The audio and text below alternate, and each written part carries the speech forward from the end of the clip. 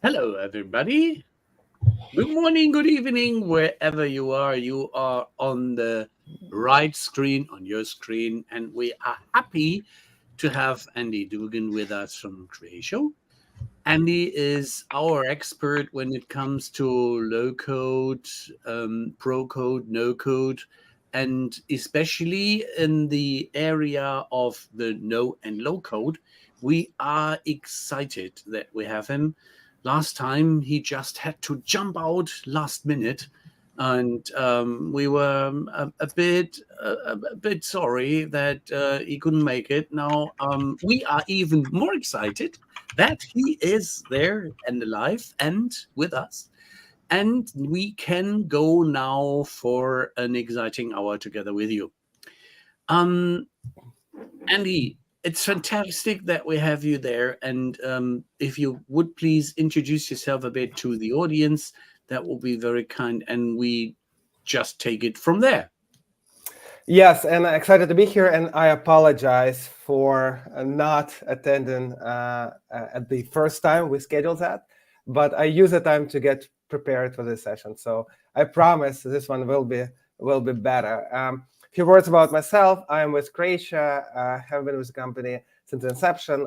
My current role is head of growth, so I oversee everything related to brand development, demand generation, sales enablement, and some other functions, and really work very closely to our go-to-market organization to make sure that they are extremely successful, and we are really seizing this incredible opportunities that we're seeing on the marketplace of CRM, low-code, no-code, let's call it platform play for customer and employee engagement. That's fascinating. And especially when the two are giggling and coming from the platform area. Yeah. So interesting question which came to my mind on the first observation was there was a time where coding was hard. It was a bit more a science. It was something you could drive me mad with. And at a sudden, people came around the corner and said, hey, these visual programming tools, you're just clicking some pictures and magic is happening in the background. And the next wave was then that people, a security controller from Heathrow Airport was shown on a public audience from a large software vendor in the near of Summermesh. And they showed a very interesting toolbox they had in their portfolio at that time for low-code, no-coding. And he said, well, I wanted to have some special app for myself, which I could make use of. And, well, I did this in 3 hours in my spare time. I did reprogram it together with some colleagues by chit-chatting. And now we have a nice app for our security team. And that was not imaginable several years ago. Why is it getting so popular? And what is the magic behind it? Well, I think that low-code and no-code is not very different from any technology adoption trend. And we are following this democratization cycle. Like with any technology, it's at first available to very kind of secret group of people that have those special magical skills that can do stuff and can apply their magic. And then we go and democratize if technology kind of gets into that adoption cycle, and we make it available to people without the special skills or special secret knowledge. And I think that no-code, low-code is exactly that type of technology, and the overall promise behind it is democratization. Some people have this fear that low-code and no-code can bring a lot of chaos because of the amount of power and freedom it gives to people that are utilizing it. And I'm gonna pause here. I'm not gonna go too deep into this topic because we're gonna touch upon governance aspect of it, because it's super important, kind of foundational item to to get it under control and make sure that it's done right. But I think that the reason why we're seeing it is because the technology got matured, and now we can do that. Like similar to AI, similar to any other like major movers in the digital automation space, technology got to a point when it's matured and can be democratized and can be consumed by wider population of people. So people get this freedom, get this power, and they want to apply it. Of course, we need to guide them and we need to educate them how to apply it, but the cat is out of the bag, as it says. And with that in mind, I guess our job is to make sure that we work with the community. We help different types of audiences to explain what to do with that and how to make sure that you take advantage of it and that your business can benefit from it. Because I think that sometimes technology is ahead of our ability to, as human beings, because we are only human beings, is a little bit ahead of our ability to digest it, to apply it. And everyone is so excited about, well, there's so much stuff and so much technology going on. And then the goal is to make sure that we merge that with our ability to apply it. And more importantly, get results for the business, because we're here in a business-to-business environment. Everything that is being invested into should bring a super positive outcome. We're not deploying this technology to the sake of technology or to the sake of someone getting this application ready. We're trying to solve business problems, and we're trying to impact the bottom line in the end of the day. And no-code and low-code is really well positioned to help business leaders and technical leaders to achieve that. Oh, so is it really fair to try and say who is the target audience? I mean, because could be the line of business user, could be IT, but it sounds like it's everybody, because the point is democratization. Well, it's a very interesting question, and I can approach it from so many different ways. Let me probably start from this angle. I think that there are two types of personas that we want to define, probably. The first type of persona is who is owning low-code and no-code in an organization. And let's, for sake of this discussion, let's focus on kind of larger organizations, mid to enterprises, because probably in SMB, it will be a little bit different story. And people usually wear multiple hats in small organizations. But if we take organization that has processes, has some kind of structure to it, the question becomes like, who is owning it? And then secondly, whom are we enabling? Because it's another question, like who is that no-code development persona for whom we're creating all those capabilities that then will be turned into applications. I'll start with the first question. And my personal deep belief is that it's not about the role or a definition of the role. It's about a person who is really kind of has capability and desire to take ownership around it. We saw some absolutely tremendous IT leaders that were willing to step up and take this leadership, and were able to be kind of in the forefront of that transformation. We saw some business people that were doing that. We saw that in the operations, like all sorts of different roles. And I remember having a very similar debate. Like you guys are very well connected to CRM topics, so you would appreciate it. Very similar debate about where a business development or say sales development functions should sit within an organization. Some will argue it should be sales. Some should argue it should be marketing. My personal opinion, it should sit with where it makes sense for this business, where they have the right person, right capability, desire, sense of ownership, who wants it the most and who wants to deliver the value from it. So that's why I think that IT people are traditionally a little bit. You have a question? Is that sign? No.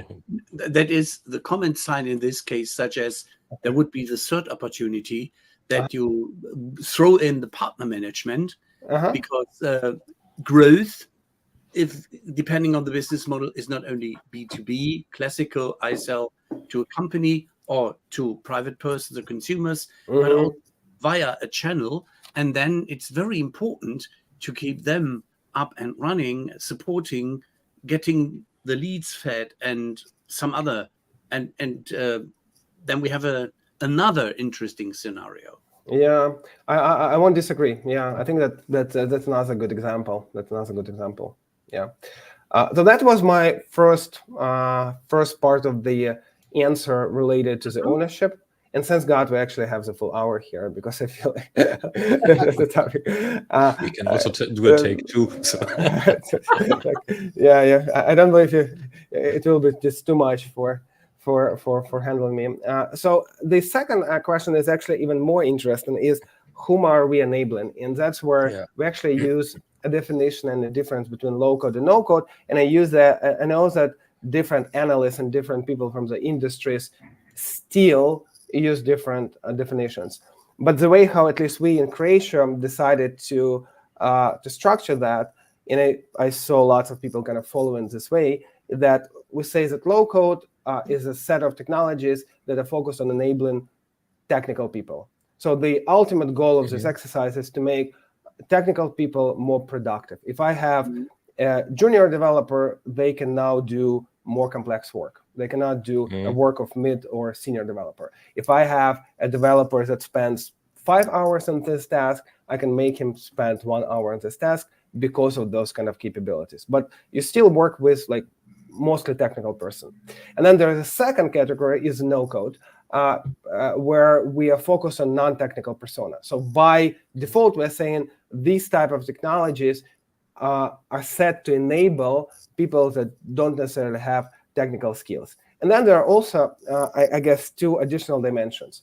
The first dimension is like, and it's usually been mistaken by lots of people when they first hear about this, is like, all right, we're talking about business people. Should my, I don't know, very typical business user build an application? Probably yes, probably not. It depends, like, because business users is a very wide audience, and not all of them can build a very complex Excel file, and they shouldn't be like builders of complex Excel files, because there are some people with those kind of skills and thinking process. There are people that are not built for that, and they shouldn't be focused on this, and they usually don't.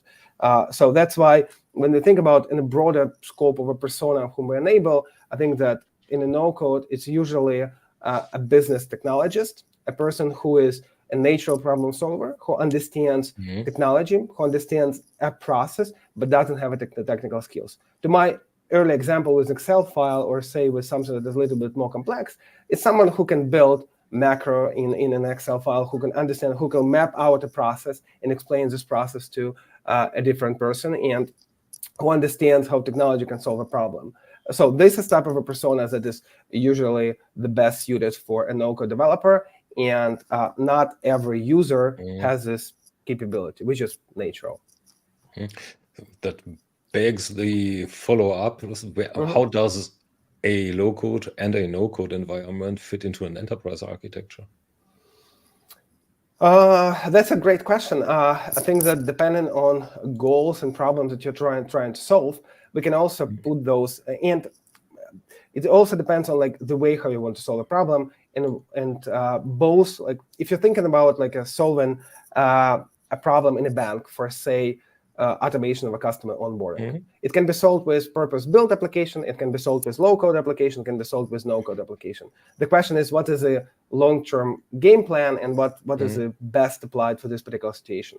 Just to give you a little bit more thoughts on this topic. If we're talking about low-code, like in this customer onboarding process, in this case, where it does make sense to deploy it is where you have a strong IT ownership. You have a very custom-specific kind of process you want to apply, and the vendor you're working with does have experience and some ready-to-use templates for this exercise. When we are talking about no-code, that's where you want to really align your business function and technical function. You want to give more ownership to business people. You want them to understand and contribute to creation of this application, and you want to use less of IT. You want to use more of a business. In this particular example with customer onboarding in banking, you will still need a fusion team and IT team, because you need to connect to core banking system, you need to connect to credit checks. So you have some APIs and lots of those systems, legacy system in banks. They're usually not modern. They're not ready to be like integrated just like that, as Zapier does, for example. In that case, you are given more ownership and freedom to business technologists, but you still use them in a combination with more technical people, developers. Now, the end game and the benefit of that, you get more alignment between business and IT. You get much more engaged business. But then from a population point of view, you have much more people in your organization that can solve these types of problems long term. If you embrace no-code development, it's not just about this smaller function of IT business. Now you have access to a much wider populations that can potentially contribute to digital automation. And from a strategy point of view, and this is the last point here because I'm going already long here, but we have written a book on this. So because we have 200 pages in that book. We're going to talk about that in a moment. So that's why we have a lot of content to share. But that now to complete this with the strategic point is that, look, if I make this technology available to a very wide population of business technologists, like potentially, even if I'm mid-sized bank and I'm competing with those like behemoths of the world, I now have a edge and a leverage how I can do these things quicker, better, and this can be my competitive advantage. I can really outsmart and outpace my competition because I'm applying this. So that's why no-code can become a strategic capability for a lot of organizations, and a lot of organizations recognize it and invest it. And that's the reason why we're seeing, so even though we're now in an economy downturn, we're seeing incredibly successful year for Creatio. We are seeing a lot of customers jumping into this topic. Yes, I'll stop here. That's fine. It's just the little pinch in that pond you were touching. We had a fabulous year. How was this driven even more forward by generative AI tools also driving a bit the next wave in a kind of sense of that even a dumb fool like me from coding perspective can get his support with a little generative AI, and that tool using, for instance, parts of your platform to create stuff? Or do you have a direct link from your organization and your platform to generative AI platforms? Yeah, I disagree with the statement about full, but everything else was very accurate. So you saved my day. Yeah. So in regards to generative AI, I think that you got it all. You got. I have this kind of Creatio Rubicus. I'll ask the team to send it your way so that you guys can use them in your videos. Coming back to a question, Ralph, I think there are lots of incredibly interesting points here. First, Gen AI, frankly speaking, changed a lot in the way how the technology has been perceived. It's a revolution, whether we want it or not. And I think that this revolution really kind of changes the business automation perspective. And of course, it changes low-code and no-code and CRM as kind of parts in this perspective. I'm not going to focus too much on the CRM, even though I have a lot of things to share on that front.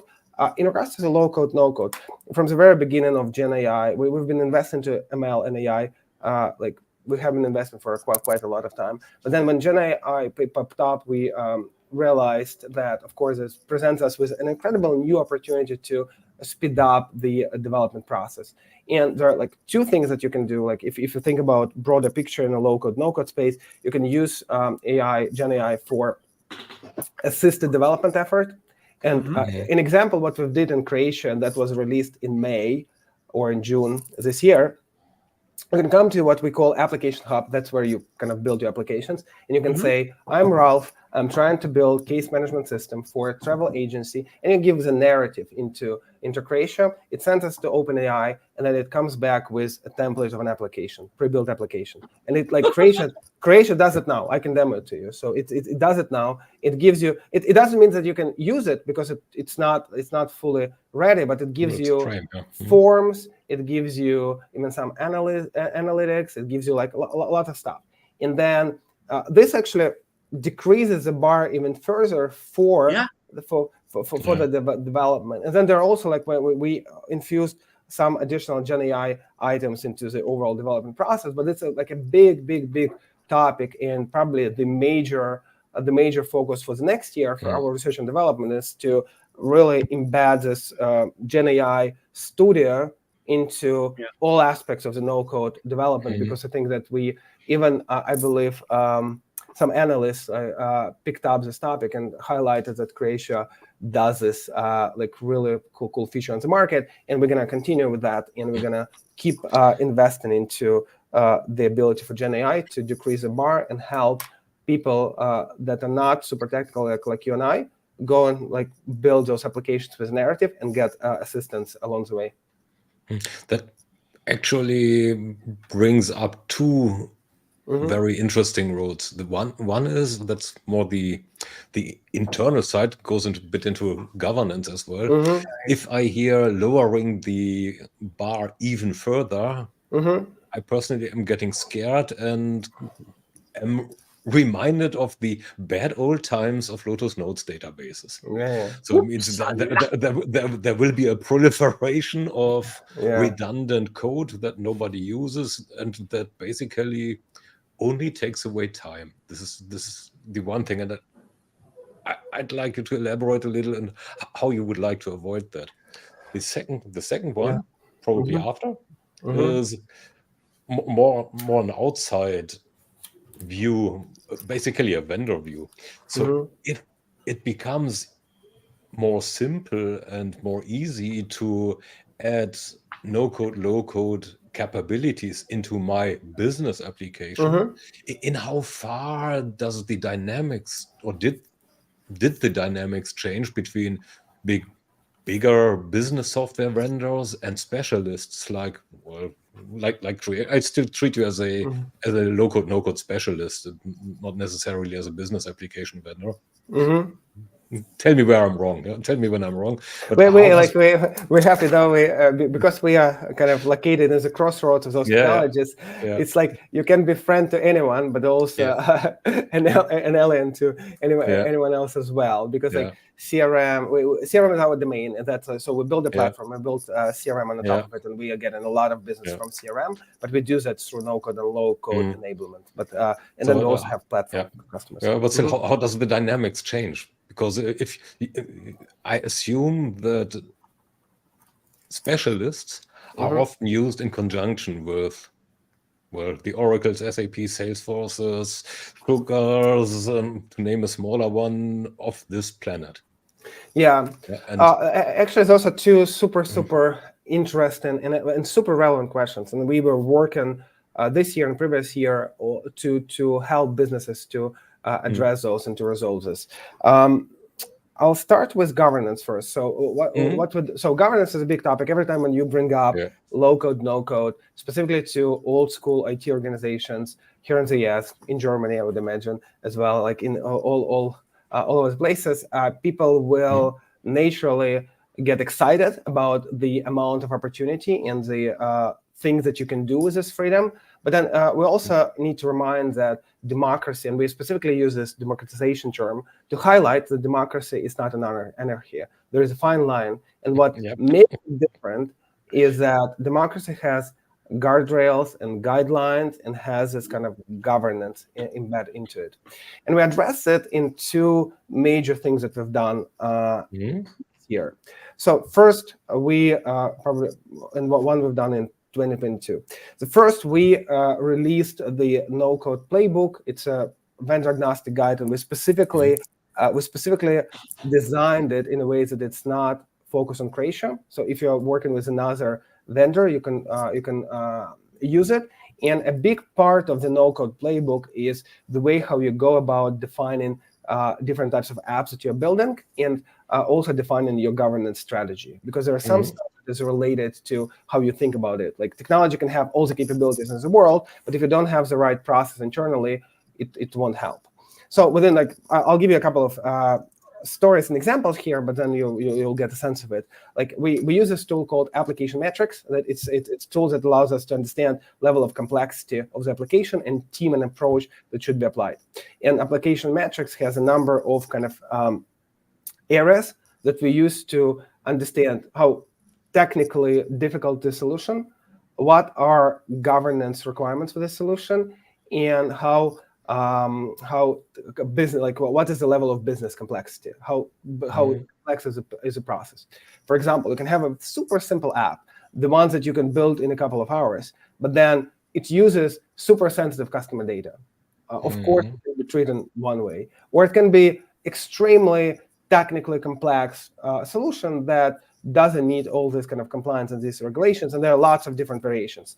And based on that, we suggest one of 3 ways how you can deploy it, and this also suggests how you go about deploying no-code in your organization. So it's either do-it-yourself approach, when you just enable like departmental teams to go and deploy it. It can be a center of excellence, when you have like a centralized, either full-time or not full-time team of people that is trained, certified, ready to go for full enable, and they go to and deploy it. And then it's a fusion team. In my customer onboarding process example is when we have a combination of no-code creators, say business technologists, and technical people working together, deploying these applications. So, and then for each of those dimensions, business complexity, technical complexity, and governance complexity, we have specific questions we suggest you ask, and you kind of run your application by to define where do you stand with these kind of things. So that's about the methodology. And I think that we work really hard to making sure that you do have a methodology and thinking process about it. And then secondly, what we did, we also released the governance app.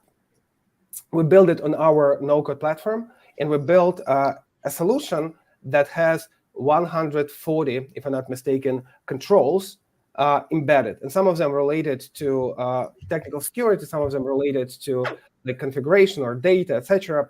But the way how it now works, you build an application. For example, Ralph is our no-code creator who is building a case management solution in a chemical industry. Just a sec. That's where I think we're drying him out. Yes. Just if I can take one quick second. Take your time. Take your time, Andy. It feels like I talk too much, right? No. You are not talking too much. Okay. You are giving us a very nice flow, such as what is above our imagination. Yeah, it's a fascinating topic. So I love this kind of things, and you're great asking incredible questions. So moving on, what I was trying to say is that in our example, if Ralph is building an application for case management in a highly regulated industry, and let's imagine that application is really simple, and Ralph really doesn't need a lot of people to help him because he is full enabled. Like, he does it, but he cannot release it to the wild per se, right? So once the configuration is completed, he goes into the governance app, and governance app goes and checks this application based on available controls, and you can also add more controls into this governance. Like, you can go and extend, you can build those the same controls with, surprise, surprise, no-code tools. No-code tools are available to full extend it. And then the system will identify, for example, Ralph forgot to use the right password policy, or Ralph is exposing some really sensitive information to what is an external access, and these kind of things. Ralph is a maverick, so he usually forgets about passwords. So sorry, Ralph, using you an example. The next one will go to Martha. I'm a very solid example. If you see my quality in creating creative typos, I'm unbeatable. Yes, you see, it makes two of us. So then, if we just follow up with this example, and we define some issues, like, for example, a data needs to go to data issue needs to go to data analyst who needs to sign off on this, and the system will create automatic ticket, will send it off, and then you will have a process. And until it's all whitelisted or resolved, you're not able to release it. So the next kind of step is to make sure that we do that like as you develop it. Like, not you need like to do it like once it's developed, but we also start incorporating those governance controls, and that's where actually Gen AI can be extremely important. You develop, for example, this particular kind of access, and then the system automatically tells you, don't forget about GDPR, or don't forget about doing this and that. And this allows you to, like, those are the guardrails in the governance process that from methodology in technology helps you to build apps fast, but also in a secure fashion. Okay, so now it allows me to develop apps fast, but it also allows me to develop many apps fast. So looking to the case management portion, so there might be Ralph's case management, Marshall's, and Thomas' case management. And now you Andy need a case management. Okay. So how we humans typically are, so well, we go there and do it. And if we have tools at our hands that make it extremely simple to just do it, then even better for us. But from a governance point of view, then, well, the outcome is, the result is I 4 case management applications that probably do the same. So does the governance app deal with that as well? Or maybe you could even use the Gen AI features to take care of that in general? Yeah, if I got your if I got your question correctly, you're saying that what if we kind of replicate each other's work and create kind of multiple things, and then it just gets convoluted. That's actually the role of center of excellence. If you get to a point when you have multiple users so comfortable with the technology, so comfortable with the ability to deploy those applications, that they just can go and create their apps, and now you have like a conflicting applications from one function, that's an incredible example when you need to start establishing center of excellence. You need to have like someone who is driving these decisions and suggest like who is building what, maintaining library of available applications, auditing those applications, decommissioning them, saying, right, or for example, reviewing them for duplicating functionality. Like everything in life, you need to start, like if this gets into a certain scale, you need to start applying. You need to have a function that will be overseeing it in one way or another. Obviously, technology can help you to say that potentially Ralph and Thomas are working on the same application, but the thing that it's like even like telling you that it doesn't solve the problem, because there are so many other ways how you can replicate some functionality. So in the No-Code playbook, we have, not that I'm making an advertisement about No-Code playbook, but it's a near and dear project to our hearts. But we do have a section about the overall management, how are you building the centers of excellence, but also the overall audit and management of applications to avoid an example where you have just too many uncontrolled apps. And there are a lot of incredibly successful examples on the marketplace already. There are a number of companies that are like doing thousands of apps. But I also wanted to make one statement that I believe is super important to highlight. No-code is not only about just building a lot of small apps, right? So we have customers, and actually this is more typical scenario, that they will build fewer apps, but those apps will be like mission critical or enterprise scale, where you're building like very, like you say in an insurance company, you're building a claim management process that is like a fundamental core part of what you do is built through a no-code tool. So it's not, the promise is not that we give you these tools that you kind of take what used to be an Excel and you just put it into a new application. You can apply no-code also for solving larger problems. It's not necessarily like to build a lot of small apps for departments on the scale. Coming back to your second question, Thomas, and I haven't forgot about it. So you're saying like, where is the borderline between like low-code and no-code, and then purpose-built applications? If I got it correctly. Yeah, sort of. So the technology trajectory that we are on also makes it incredibly simple for business applications vendors to embed low-code, no-code capabilities into their own applications. And this somewhat changes the dynamics in the vendor landscape between business applications vendors and specialists. So the specialists for sure are still better in low-code, no-code, but probably the need for hiring the services of a specialist may become less prominent. So, and what I'm wondering is how or whether these dynamics do actually change or not. I think it will change the way how the professional services will be perceived, but I don't believe it will decrease demand for professional services. I think that what we're seeing is that if I can now do more, I probably will be less inclined to go and get like a lot of developers for me to configure based on what I believe is the best design for the solution, but I will be still very hungry for everything related to like real consultancy, right? So I think that there are lots of specialists in the world, and I don't want to sound rude, but there are lots of specialists in the world that have this consultant title, but they work like they're taking the requirements from the customer and then getting that replicated in the system without actually the consultancy part of it. I think that this will enable us to fully reimagine consultancy piece of it when you help to re-engineer restructure processes, where you really add value with best practice and you partner with your customer on a very deep level. And I know that Creatia's community partners are like, we're seeing a tremendous growth in the demand for professional services. We're not seeing a decrease. We're not seeing these kind of 9 or 6 even months, like massive implementations, one-off implementations.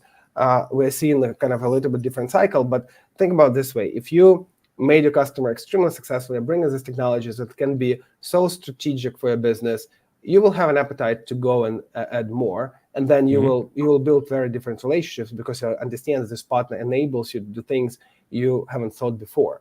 My favorite example is with one of our customers. It's not an example of professional services, but we do have similar examples with professional services. But my favorite example is with one of our clients, banks in Guatemala. They're the largest bank in Guatemala, around 10 billion in assets. And they started with 20 users of Creatio for very small SMB lending kind of sub-process.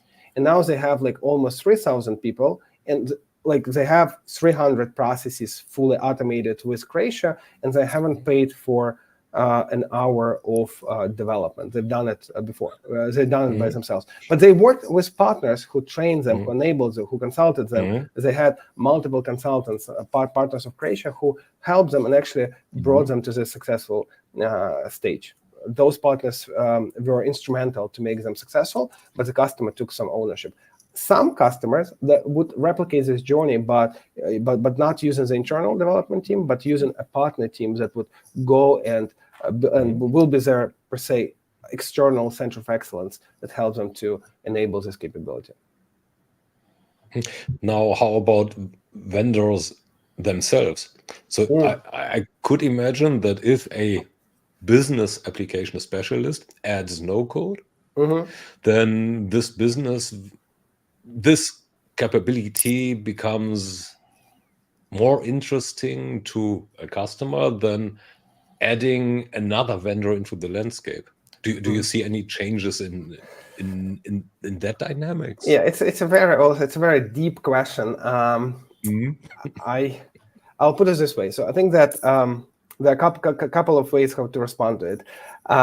First, I don't believe it's that easy to add low-code, no-code capability for legacy vendors. It's easy to do that from a marketing point of view, specifically if you have large marketing budgets and you can scream from the rooftops, have a low-code, no-code, Gen AI, whatever you can say using marketing dollars, but it's a little bit more difficult to do that in the right way if you have a lot of legacy spaghetti code, if your solution is cobbled together and it's like there are lots of kind of pieces together. So what exactly is the low-code? Low-code is a platform. It's kind of the foundation, the underneath. The reason why we're so passionate about Creatio is because we build all our applications, and we like 90% of everything that we sell comes from an application point of view. Like there is not a lot of people that will come to you and say, sell me a platform. Just like, I don't know what is a use case, what is a business process we're trying to automate. A lot of them buy because they understand the value of the platform. They understand they have aspirations to build multiple solutions, but they always have a use case in the business problems they want to solve in their head, right? So they understand why they need no-code platform. So there's kind of multiple aspects of it. From one hand, you have aspirations to solve a problem, but then you also want to solve long-term problem and get yourself comfortable with low-code, no-code strategy in general. So that's why I don't like. In Creatio, we build all our apps. We build the platform first. We make it no-code, low-code, and then we build apps on top of it. If you build all your kind of apps and then you're trying to kind of build the low-code, no-code aspect, to some extent, you just need to fully redesign your house. Like, you need to start with a foundation, because if you add the ability to change screens, but your data doesn't reflect it, if you add the ability to manipulate with processes, but you cannot do it in a granular way, it's not going to happen. So that's why I think that low-code, no-code is very attractive feature. There are not that many vendors that can do that really nice in the market. But I don't see low-code and no-code isolated from business applications. I think no-code and low-code is an enabler of building applications, of solving business problem. And that's the reason why we in Creatio invested a lot into what we call composable architecture. That's another big initiative we undertaken when we decompose everything that we had in sales, in marketing, customer service, in vertical apps into smaller components and make them kind of Lego blocks. And we also released mini apps. And we said that, for example, if you're a customer, Ralph, I'll come back to your example with case management in chemical industry. Like, for example, Ralph doesn't need the full CRM suite, doesn't need like full even service management. He needs only case management, right? This is it. So you can buy case management from Creatio. You can go to our website and can say, like, I can only buy the small case management. And then once you bought this case management component or application, you will see that within case management, there are hundreds of different apps that's kind of combined it together. And then you can come in and you can decide how you want to restructure, change, etc. So everything that you're doing in Creatio is kind of composable experience that is structured on an hierarchical level, meaning that you have applications and you have smaller components, very small components that you can use to kind of assemble your application that makes this low-code, no-code available. Because if you have just platform alone and you don't have those components and best practices, it's very difficult to solve this initial request where someone is trying to solve business problem and they want to see best practices, ready-to-use capabilities, CRM experiences that they want to roll out to the end customer. Which makes it interesting from a couple of perspectives. One of them being integration. So where there is lots of different business applications. I mean, we all know that any business on this planet has probably a zoological garden of business applications around. And a gardener, a bunch of them. That need a gardener, a herder, or something. And all of these have their data silos. And all of them, for process automation point of view, which is one of the strengths of no-code and low-code environments, is getting it all together in a way that I do not duplicate too much data. So basic question there is, where are the limits? Or is the sky the limit? So obviously, like in everything with technology, like it's a vision, and then you're going to build up to that vision. The limits is, right now, I think that the limits are not with the technology. Similar to AI, some other things, it's just with the ability to comprehend and put it in use and like understand how to go about it. That's, I think, is the most important aspect. So as you mature with the technology, you also need to mature organizationally to be able to work with that. Right now, you can build like a lot of interesting things with low-code, no-code, like really fascinating stuff. I came back from Gartner event recently that was in London, and I was attending a speech of Paul Vincent, the key Gartner analyst for low-code, and he mentioned that he saw already an example of a core banking system built on low-code, no-code technology. We haven't done it, so we haven't done it yet, but the fact that someone has built low-code as a core banking system, the heart of one of the most complex industries in the world, using this technology, is a great testament to the market and to the industry itself. I'm not familiar with the use case, so I'm just saying what I've heard. But when we look across, for example, our examples, we have a government of one of countries with 6,000 users that is processing $10 billion of the infrastructure fund through Creatio technology and a zero line of code made in that application. So they're like Minister of Finance, Minister of Infrastructure, multiple municipalities all use a system, and they do that through a lens of low-code, no-code. I recently visited this customer, had an incredible conversation, saw their kind of command Like they built to some degree like this center of excellence that looks like a small SaaS company because they have like salespeople that kind of go to those municipalities and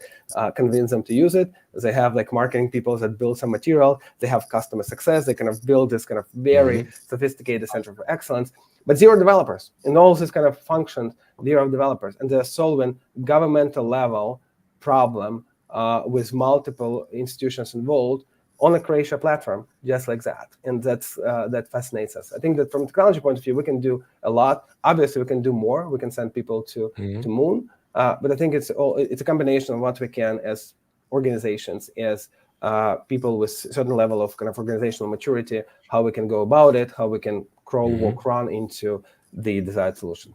It's impressive that you've had successes with banking and with government, because those are two verticals that are typically very reticent to adopt new technology. In healthcare as well. So, and that's actually counter intuitive to some degree. But then if you think about that from a different way, it is not. And I'll share my perspective about it. Because like probably banks and governments are not kind of these types of organizations to whom you should be selling low-code and no-code, because it's kind of new technology and they're usually slower to adopt. But in fact, that is not, because if you look at a government or say as a healthcare organization, but let's take government as an example, usually they are understaffed. They don't have people that they need to have. They have extreme pressure from citizens and always questioning them about taxes and some other things. And so they don't have capability and enough of team and people and skills to deliver that. And also just to be very transparent, if you have like a brilliant, like there are not that many super high-end, high-paid developers that are working for government, right? Because like the market is not structured this way. There are lots of tech jobs available outside, so it's difficult to hire someone very senior in a governmental organization into your development team, just because the way how the budgets are structured, etc. But in the meantime, it doesn't mean that you shouldn't be solving those kind of problems. And sometimes you're solving even more complex problems because you're dealing with extreme level of security pressure, with extreme level of kind of you're given this technology usually and access to people that represents different backgrounds and different technology savviness. So you're solving one of the most complex problems. And how you can solve it and deliver that and be a champion there. And no-code and low-code can enable you to do that. And that's why those incredible experiences we've done with prominent government digital leaders and people that have done it, it's fascinating and inspires us because we see like how far you can push it. And because of this technology is not widely used yet, it's a secret sauce, and people can build careers and can build a lot of success using that, and this brings a lot of joy to our hearts. That's example with government, but if you look at financial sector, like if you look at the way how a lot of banks or insurance companies set up, they have like 50 different screens with like if you look at core bank vendors with a lot of respect, but these are not the most kind of flexible solutions that you use to solve your problems. And when now banks like never before need to build incredible level of trust and incredible level of empathy with their customers. How are you going to do this? How are you going to deliver a solution that will be able to take all this data, all this sensitivity, all this complexity, all these processes, and then being able to give your customers experience that you want to deliver? So low-code and no-code is a good answer to these questions, and if done right, it resonates really well with this audience. But you need to know how to explain the value behind it, because otherwise it can be scary to some more conservative industries. What then is the reason for continued existence of pro-code environment, plural environments? That's a great question. I think that there are lots of companies that do it in traditional way, and they kind of comfortable with it, and that's the way how it's set. I remember having a friendly debate with one of a potential customer who was saying, look, I don't like this term low-code, no-code, because I have my team of developers, and we have, I don't remember the number, let's say 50 developers. I have enough of them, and if I need it, I'll go and hire them. And that's a good way of that's their decision. It's the way how to think about it. Why not? If they are happy and they're ahead of the game, with what they do. Probably that's the way of going about it for their organization. I would not recommend this for companies that are trying to solve complex problems, because low-code, no-code can be a game changer in this way. We also have a lot of legacy still, and this legacy someone needs to maintain, and it's very difficult to move from your outdated legacy system to a new one overnight. You still need that. But I think that in the future, we'll need to use professional developers as people that solve the most complex problems and the most creative problems, while people like myself can then build things that can be built from a business side of things. So I think that the future is with Fusion team, when we use technical talent, how we're supposed to use it, not for routine, repeatable operations, but for solving very complex problems. And to be honest with you, there are so many problems in modern world, in modern automation, that should be solved. So I'm not afraid that we're gonna hit a point when we have more resources that we need. Like, I think that we will be in a shortage of resources for the next years to come.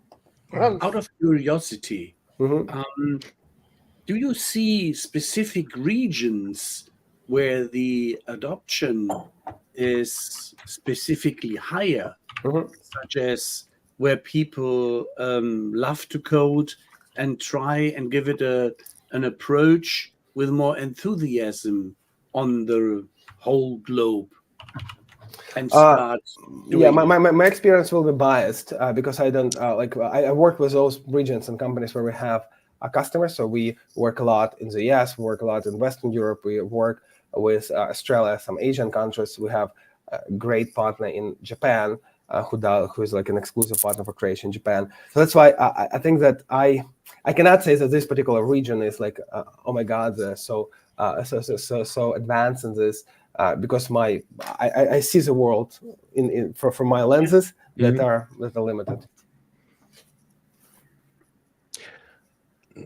Now, getting back a little into the technology trajectories. So if business vendors, let's assume that business vendors are successful beyond marketing in creating good low-code, no-code. Even if they use hairy scientists or the pictures thereof. So that means that there will be niches that develop. So what would be a couple of winning ones for specialists then? So, but with my comment, I didn't mean to be overly aggressive. I'm saying that not at all. I am deliberately making fun of adding on to that comment. I have a lot of respect to all companies that develop this market. They do a lot of amazing stuff, and I mean, you do not become the biggest enterprise business vendors in 25 years for no reason. Correct. So that's why. I think that in overall, you need to understand your go-to-market and your customers. And I think that overall, like in the future, if you don't have low-code, no-code enablement in your platform, it's very similar to cloud back in the day. If you at some point, if you're not in the cloud, you don't exist, right? So it's just became by default an expectation. Similar with AI. And I think that low-code, no-code capability, even if you're like building CPQ systems, or you're building very specific vertical solutions, this is becoming kind of an expectation, and it will become a very strong expectation. Now, it also depends on what is the level of your commitment and how important is that. Like, there are some vendors in CPQ space that are having wider success with AI, but AI is not their domain, right? It's not their domain is CPQ, but they're doing a lot of AI kind of infused capabilities. And similar here, I think that there was a way how we see the future. We see the future of like being this platform, like no-code platform that solves enterprise problems through availability of a lot of components to solve particular business use case, like CRM or vertical use cases. So that's the vision that we see for ourselves, and that's the vision which we believe very natural to push forward. And we see a lot of kind of when we present this vision to potential customers, to real customers, and by viewing our growth, we see that this vision resonates with the customer community. How other vendors should go about defining their vision and technologies and marrying low-code with what they have been doing before, I don't know. It should be aligned with the go-to-market thinking and the customer and lots of different things. I guess what the only valuable comment I can make here is that if you're not thinking about low-code, no-code, some sort of low-code, no-code enablement within your application, you should be thinking about it, because that makes a lot of things so much easier. So, Ralph, I talked over you. If you forgot, then I can continue.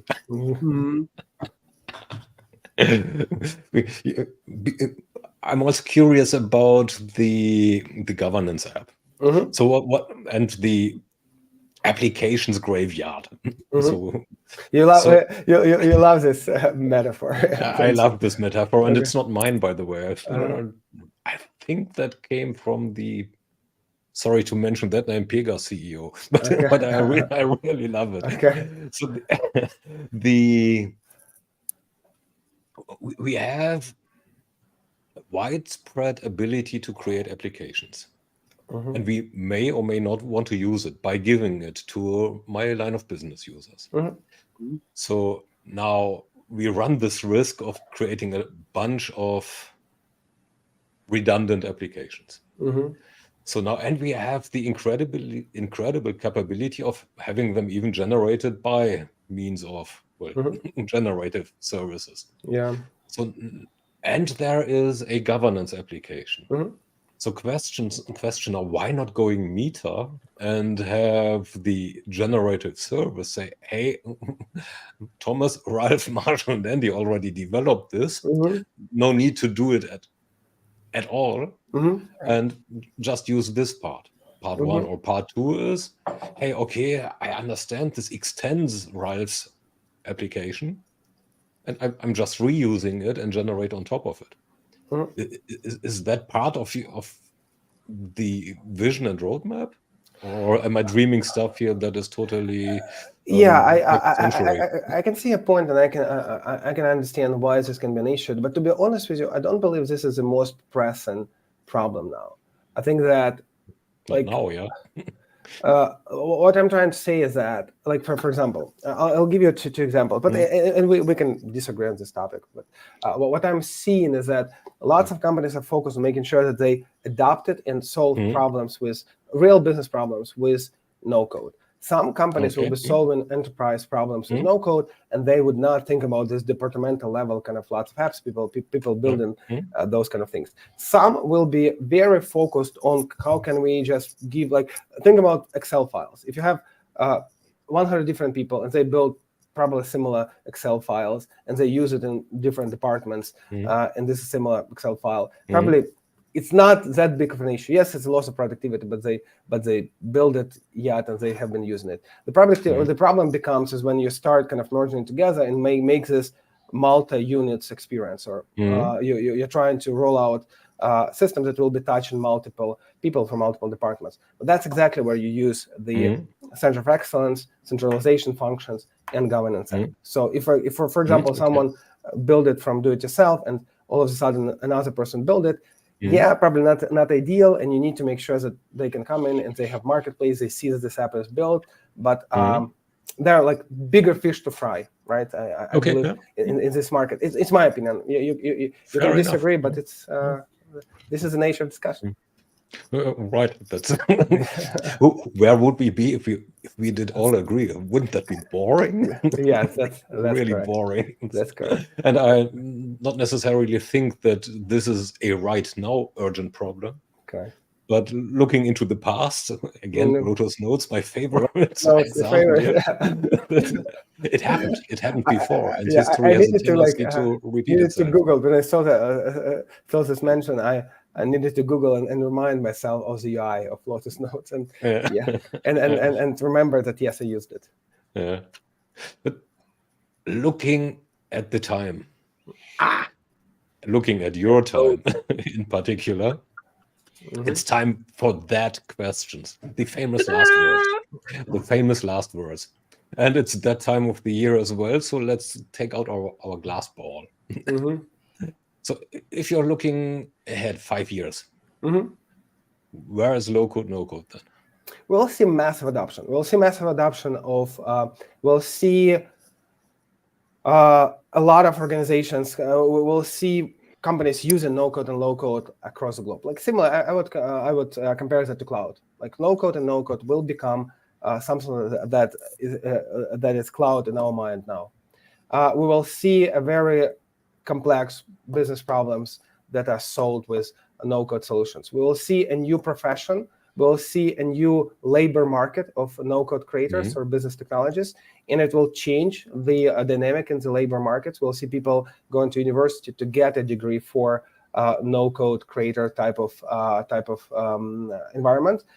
We will see some changes organizational. I think that I can see a role chief citizen developer officer or whatever in the future. Organizational, like if we embrace it, it will make certain impact.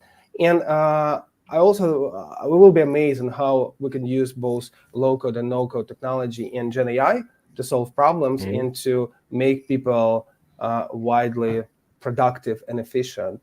But then it's for us people to be able to work our way up, to be able to take advantage of these technologies. And as always, there will be leaders who will embrace it and will make it their thing, and they will win the markets because of that. There are people that will be outsiders because they would not embrace it and probably will be stuck with some legacy and outdated way of solving problems. That's cool. Great stuff. Andie, thank you very much for technical approaching, interesting non-technical solution approach that comes to a variety of enthusiastic, looking forward perspectives and a universe of a lot of nearly beyond our imagination, like Thomas placed it, is the sky the limit? So it looks like it's not Pandora's box, but a future opportunity of getting things done smarter. With saying this, I would love to invite everybody who has had fun in this show with Andie and us for the next Tuesday, where we would like to share some of the looking back perspectives to the last year with the focus on CX journeys. And we won our dear expert Annika Björk, who lives between Switzerland and Cyprus and is creating a lot of beneficial environmental EX and CX balance.